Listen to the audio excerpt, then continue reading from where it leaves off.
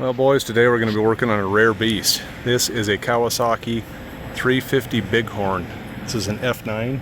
It's a 1974 series. So let's give you the walk around here. The kid that had this decided to paint it. I don't really blame him. I saw the pictures. Maybe I can find the pictures of how the tank was faded before, but this wasn't sanded or anything, so we're going to have to go back and try and get this paint off here. And this is the original color for the 74s. It's candy gold. You can see it right here. This looks way better on camera than it does in person. It's a pretty complete bike though. The only thing we're missing is, I believe, the lid to the air cleaner. And there's a little piece that goes underneath that as well. It's like a little round thing with two ears on it. But I've got the top coming, and then we'll have to deal with the mounting system on here, figure out how to get all this stuff back in order. What I was going to show you here is this poor seat. You're saying, Reaper, I can see the seat. The foam's terrible. Oh my goodness. Oh man. Oh, it's horrible. It's horrible. The horror. So we're going to have to fix that. And, you know, we're missing our little rubber mounting piece. Things like that. You might say, oh, but you're missing your gas or your oil tank here. But I have that in the garage. The only thing we need for that is a little window for it, which is surprisingly expensive. And then, as you see with all enduros, is this baloney here, where people have disabled the oil injection system and some of the stuff that's is supposed to lubricate your bottom end. So I've already tested the compression on this. We've got 160 psi. So pretty insane high compression, and the miles on the bike are 2,964. So I believe those miles to be accurate. Now we don't have any spark, and I was supposed to pick up another seat pan, foam, CDI box, and some other stuff from a guy, and we're trying to work that out. So I don't know if that's going to come through or not. It's like we've got some sort of paper in here that's falling down, maybe some sort of anti-rattle, anti-squeak stuff from the factory. But overall the bike is in very good shape. It just isn't cosmetically pretty, and we can fix that. I can powder coat this stuff to the same colors. The logos are available, all this stuff is available, and I'll probably template this to get it back in the exact same spot. Now you can see, if I put a little shadow on there, you can still read Kawasaki, and you can see the stripe is still on there. So we can figure that out to get that back in the same place, and we'll probably spritz this up a little bit of paint, polish out these cases. But our main problem right now is we have no spark. The kid thought it was the magneto, or the coils in the magneto rather, i.e. stator assembly. And I took this off here, and the magneto came right off, no problem, not like the PE250 we've been struggling with. I'll pop some pictures up of that. Magneto came off all right, it kind of just suddenly broke free, and that was great. Crankshaft looks good, nice and shiny, there's no rust. So we can do a test on these coils and see what the book says, maybe clean up some contacts, and then trace our power up through to the ignition coil and see if we've got power there. But we definitely don't have spark. So that's going to be the next stage, is find out if these are good, and if these ohm out and test correctly, then we've got a problem somewhere else. Probably up in here in the wiring somewhere, or at the coil. Okay. The contacts are corroded in there where they screw onto the stator plate. So we'll go through and clean those, and we'll test all of our coils. And then the sprocket's not horrible on this. Still got some life left. I went through and cleaned this chain and lubed it up with some chain lube. And yeah, we're gonna go through this thing and scare the crap out of ourselves. 350cc two-stroke, if you're not familiar with the Kawasaki Bighorns. The beautiful bikes when they're all together. This one, unfortunately, is not. But it's got good bones. The tank's in pretty good shape. It's not really dented. Got one little tiny ding in there, and nothing over here. So that is a huge win right there. Even if I have to repowder coat and do the graphics, at least it's not smashed in. That's unusual for most of the bikes I get. So stick with us and let's get stuck into this.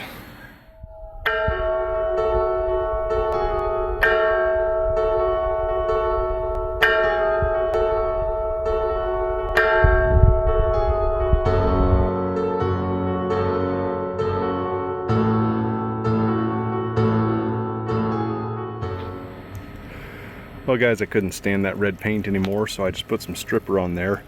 I knew we weren't going to be coming out perfect on this. I just wanted to see the gold underneath here.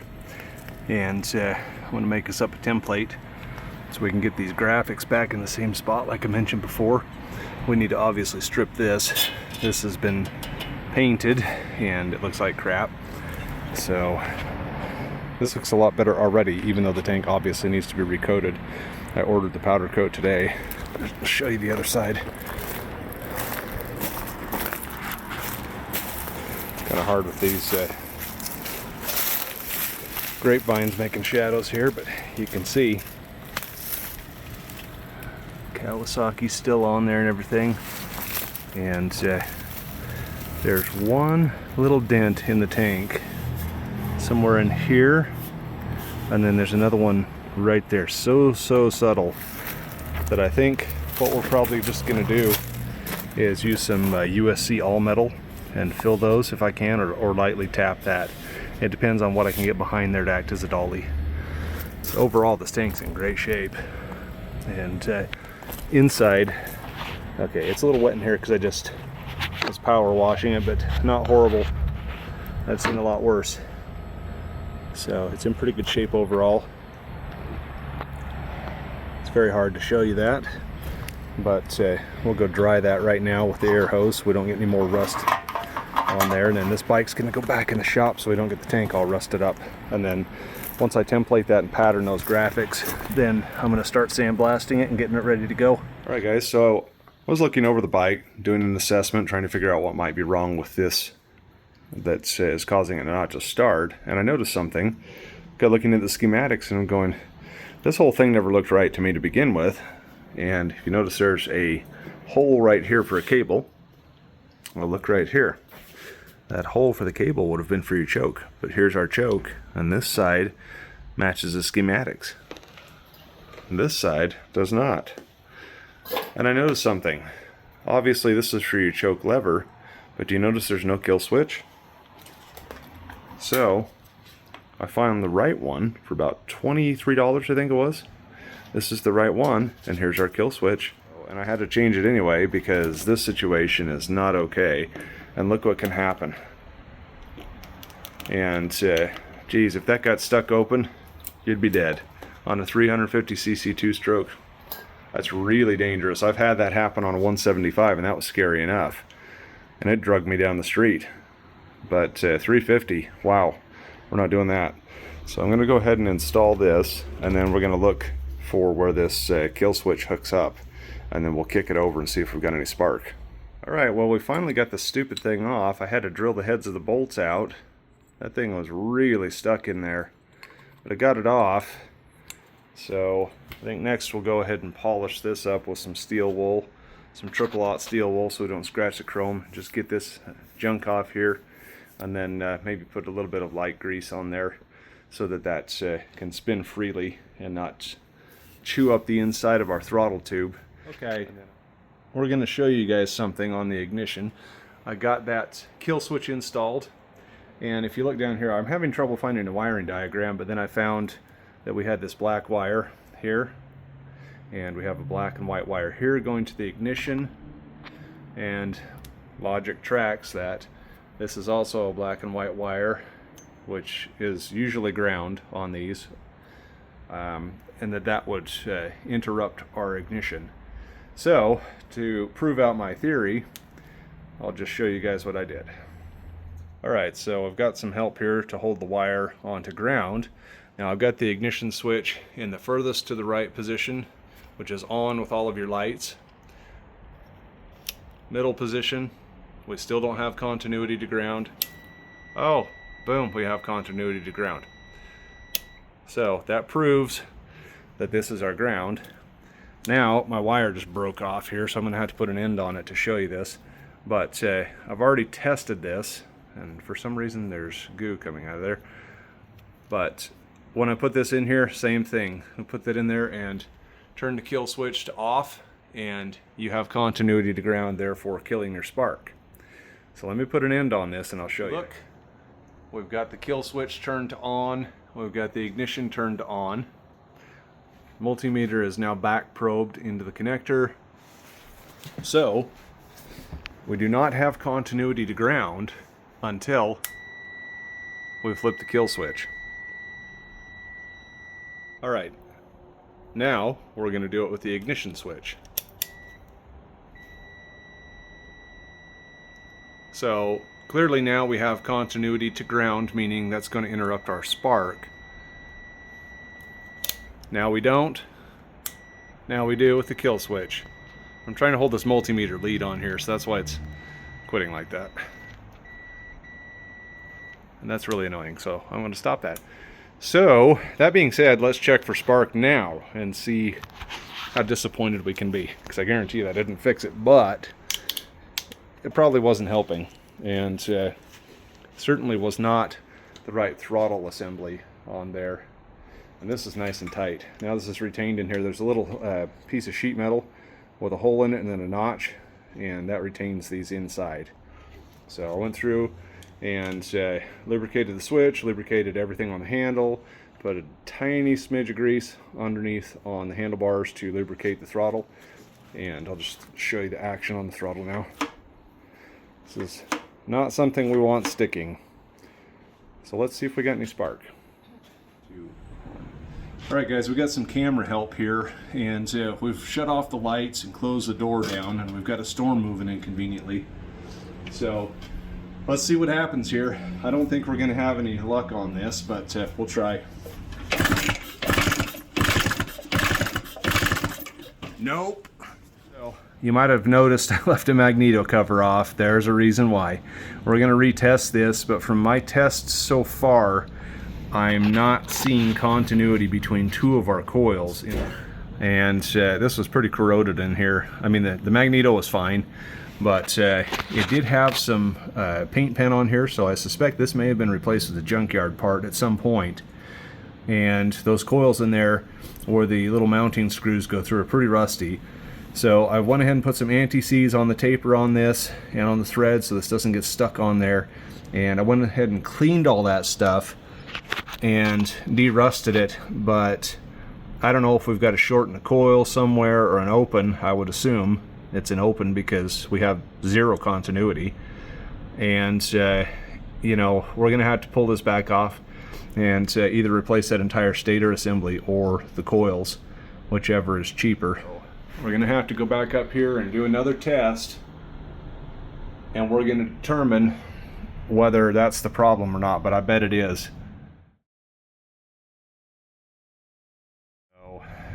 We're going to test this CDI box too. This bike actually is CDI. So who knows if this CDI box is any good, but we'll test that too and figure out what the deal is. You might notice also I've painted this, so it looks a little better. Sandblasted that and painted it. And been touching up the frame a little bit. And then I'm polishing out the cases. So just little things I can do while we're at it and while we're testing and waiting for parts. Alright guys, as you can see we've got a bunch of alligator clips jumping the wires here because this other CDI box I've got right here doesn't have the same connectors. So it doesn't have two of these ends on it like the original. You can see the original end here going to the coil and over here to the CDI box. This CDI box is out of a 1985 Kawasaki KX250. We're not trying to run this and rev it up with this on here, we're just trying to get spark. So that being said, and our new stator coils installed and tested, we're all good on all the coils. Everything looks great. We're putting out the voltage expected. So what we're going to do now is see if once we pull this plug, if we've got spark. So we've already verified that all of our brand new coils in the stator are good. They all meet spec, as you saw. So I think what's happened here is that the coil's going bad probably took out the CDI box, or it's just old. I might depot this and see if it's repairable, and I might just depot it just for fun. We'll see. Let's get this plug out of here sometime this century, and let's see if we can get some spark. Now, my wire keeps jumping off here, so let's fix that real quick. Now I'm going to turn the light down just a little bit so we can see this better. And magically, we have spark. There you go. So now what we're going to do is we're going to see if she'll fire up. So stay tuned for that. Ow, ow, ow, ow, ow. Edit out the broken kneecap. Okay guys, we're just going to give this a little snug and push this down. Try and get this CDI box so it's not going to get smashed by the Kickstarter here. Alright guys, I hope you can see, and I'm going to move a couple things here so we don't have a little accident.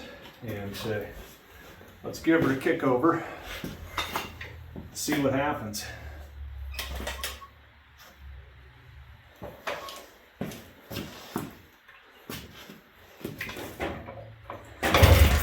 Guys, I forgot to mention too, I've got the kill switches unplugged.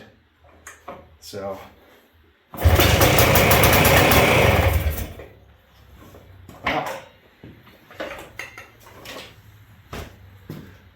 two kicks, so she obviously will run.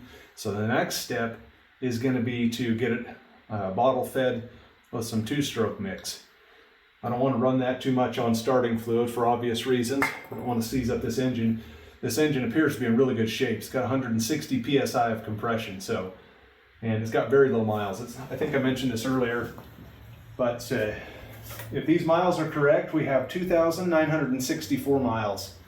So this should be virtually a brand new engine. Now we do have a few things here that somebody's taken off the cap here and some of the tube here. I don't know what they did, but we'll go through and fix all that too, and we'll get this thing fired up and idling. All right guys, so you can see it will run. It fired up after two kicks. Now granted, we did have starting fluid directly into the combustion chamber, so yeah, kind of cheating a little bit. We're bypassing the carburetor, but that's not the point. It runs, and we had a compound problem, so keep that in mind. Go through and test things methodically, write them down as you do them, and make sure that you check them off, and then you're not chasing your tail on your diagnostics. So we checked for compression, right? We knew we had compression, so it should run if it's got spark. We had no spark, so why? The kid that I bought this from said that he thought it was because the stator coils were bad. Well, he was half right, but he got stuck there because he couldn't afford to put the money into it, and it's not cheap. It's $130 for those coils. That being said, they bolted right up to the stator plate, and I just took a picture of the stator plate and got my alignment marks exactly back where they were. So keep that in mind too, put things back where they were, because it probably ran like that before. Now, the next stage of it was we still didn't have spark, so you've got a couple of components in here that can be a problem. One is the coil and the other is the CDI. That being said, the old CDI sits right here as opposed to the newer Kawasaki's, which are up here, and I don't know if that contributed to vibration and making this go bad, or if it was just from sitting, because I know this was outdoors because we had a little bit of water inside the magneto and the stator, and I think that magneto was replaced at some point with a junkyard unit. So this bike likely had multiple problems related to sitting outdoors. So the next step is to get this wire fixed, get that reconnected, and get the ignition reconnected, and then we have a way to shut it off once we get the carburetor gone through. And the carburetors on these bikes are behind the cover, so that's going to be a little bit of fussing around to get in there. And then the other thing we need to do is get another CDI for this, the correct CDI, and that's hit or miss because the CDI boxes online, nobody will verify that they work. It's just take a chance, and we don't accept returns, so you're probably going to lose 80 bucks if this doesn't work, which I don't like. All right guys, we got the old CDI box swapped out and got the new one bolted in, and well, it's not new, I mean it's old used, but it's new to me and it does work.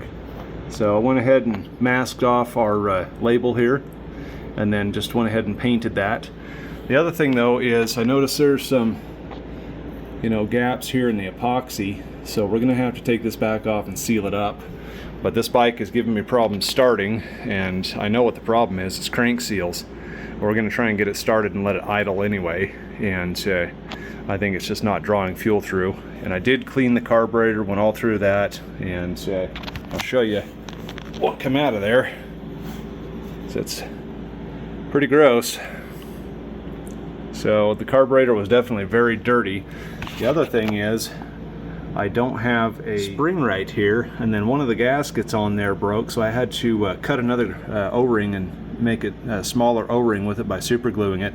Now that's only temporary till I can get a kit, but these keister kits for these are $40 plus shipping.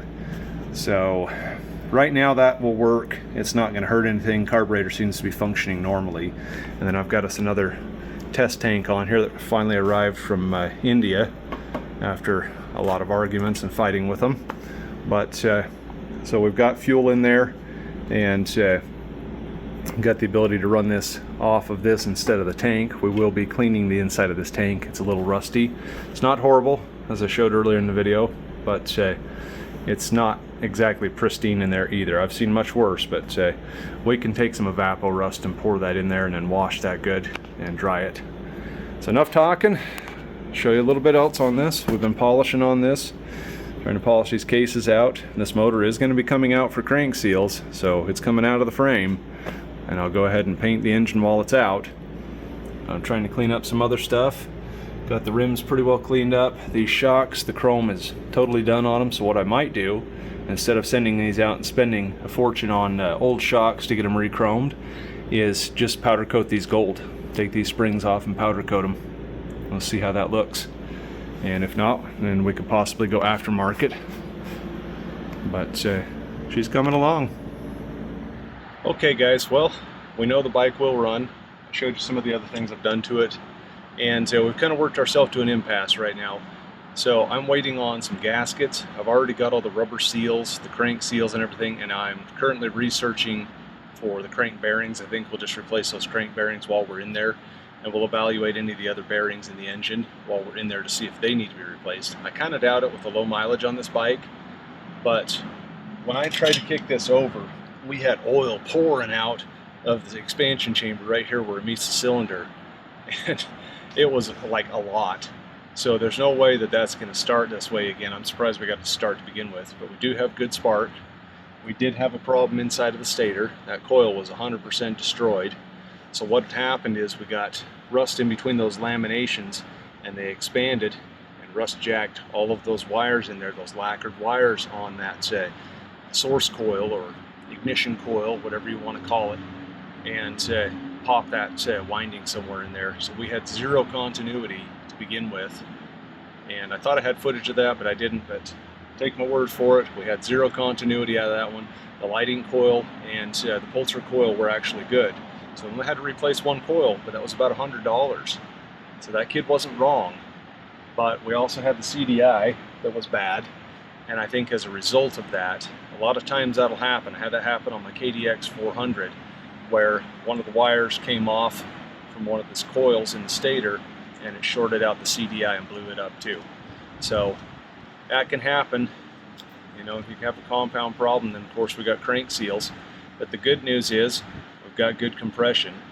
We're going to take this whole engine apart, split the cases, polish the cases out, and go ahead and replace all those bearings and crank seals while we're at it. I've got the full kit for all of the seals, so we don't have to mess around just doing onesies and twosies. In the meantime, I'm going to be waiting for parts. This is as far as I can go on this. I hope you guys liked the video. This took me quite a while to make this one, just too many interruptions in between, so thanks for watching, guys. And thanks for all the new subscribers. We're really gaining a lot lately. This is Reaper, signing off on another one. We'll catch you later.